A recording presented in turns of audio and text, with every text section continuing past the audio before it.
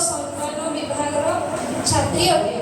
आज यही पवित्र दिवस में उपस्थित थिबा अतिथि वृंदकर वक्तव्य आम्भर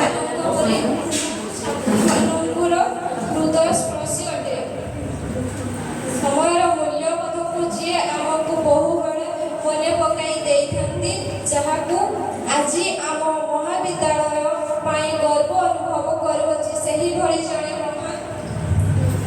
भली जड़े महान पुरुष हेउछंती आमर प्रिय सामल सार। आज आमे आम गहणरे मुख्य वक्ता रूपे पाई धन्य मने करुछि।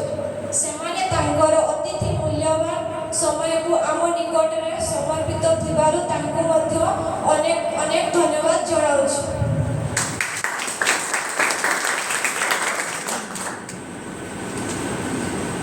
इतिहासर कथा वस्तु को सुंदर कहानी रूप में जे आमको कही थांती तथा अनेक कथा वक्तव्य सुंदर सुंदर कथा कही थिबारु जड़े महान सार होचंती पवित्र सार।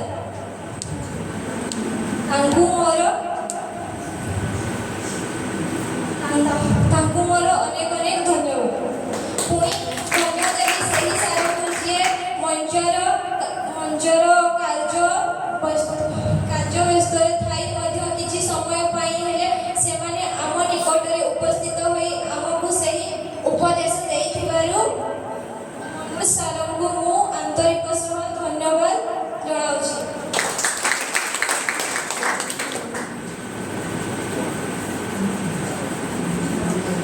केतेबेले बापांको परी भूल कले आमको गाड़ी दे सुधारी थांती, तो केतेबेले निज स्नेहर सह आमको बांधी थांती, जहांको बिना आम संस्कृत विभाग असंपूर्ण। तांको विषय आज जेते कहिले मध्य सरीब नाही। सेमानंकु आज जेते धन्यवाद देले मध्य कम हेबो। तथापि मु तांकु धन्यवाद रूपक एक छोट शब्द द्वारा आमे विभाग तरफरु धन्यवाद जणाउछु।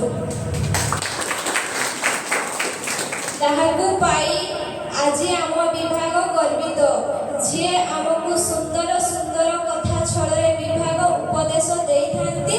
सही भले जणे गुरुमय भक्ति एवं श्रद्धालु मैम हेउछंती आमर मोनालिसा मैम। सही मैम आमे आम विभाग पाई धन्यवाद करूछु। सेमाने तांकर मूल्यवान समय को आम निकटरे अर्पण करिथिबारु सेमानकु मध्य मो तरफरु अनेक धन्यवाद जणाउछि। परिशेषरे धन्यवाद जणाउछि जेउमानक पाई आज एही सभा कार्यटी संपूर्ण होई पारिछि। सही छोट भाई ओ भौणी एवं मोर सहपाठी और सहपाठिनी मानकु मध्य मोर तरफरु अशेष अशेष धन्यवाद